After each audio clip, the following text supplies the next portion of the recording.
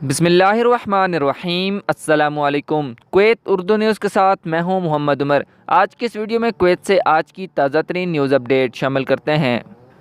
خبر ہے کہ سلمیہ میں 2 افراد کو چاقو مارنے کے واقعے میں پولیس نے ایک شہری کو گرفتار کر لیا ہے۔ سلمیہ کے علاقے میں 2 گروپوں کے درمیان چھریوں سے جھگڑے کے بارے میں ایک ویڈیو کلپ وائرل ہوا۔ وزارت داخلہ نے ایک کویتی شہری کو عوامی گلی میں ایک شخص کو چھرا گھونپنے کے ایک ہولناک کیس میں مقتول کی اہلیہ اور رائے گیر کی حفاظت کے لیے بند کر دیا ہے۔ ایک کویتی شہری اور اس کے ساتھی کو گرفتار کر لیا گیا ہے۔ قتل کی کوشش کا مقدمہ بھی درج کر لیا گیا ہے۔ ہولی گورنریٹ میں چھرا گھونپنے کے واقعے کے بارے میں ایک رپورٹ موصول ہوئی تھی۔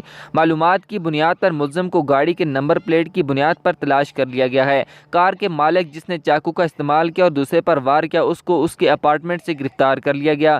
جب وہ سلمیہ میں اپنے اپارٹمنٹ سے نکلنے والا تھا تو اسے گرفتار کر لیا گیا۔ اس کے ساتھ ایک اور شخص بھی تھا جس کا اس واقعے سے کوئی تعلق نہیں ہے۔ اگلی خبر کی جانب بڑھتے ہیں کہ کام اور رہائش کے قانون کی خلاف ورزی کرنے پر 10 غیر ملکیوں کو گرفتار کر لیا گیا ہے۔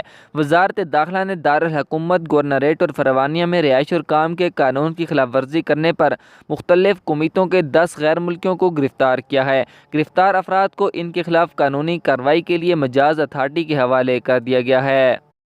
اگلی خبر کی جانب بڑھتے ہیں کہ سعودی عرب سے واپس آنے والے عازمین آج کا PCR ٹیسٹ لیا جائے گا۔ جابر برج سینٹر کا طبی اور نرسنگ عملہ PCR معائنے کے لیے حاجیوں کو وصول کرنے کے لیے پوری طرح سے تیار ہے۔ شیخ جابر الاحمد پل پر واقع PCR ٹیسٹ سینٹر نے سعودی عرب سے آج سے واپسی کے بعد PCR امتحان دینے کے لیے عازمین کو وصول کرنا شروع کر دیا ہے۔ مرکز شام 5 بجے سے رات 10 بجے تک کھلا رہے گا۔ اگلی خبر شامل کرتے ہیں کہ کویتی اور پاکستانی وزرائے اعظم نے 2 طرفہ تعلقات اور علاقائی امور پر تبادلہ خیال کیا ہے۔ عزت مآب وزیر اعظم شیخ صباح الخالد الاحمد الصباح کو پیر کو پاکستانی ہم منصب شہباز شریف کا فون آیا، جس میں عید کے موقع پر کویتی رہنماؤں اور عوام کے لیے نیک خواہشات کا اظہار کیا گیا ہے۔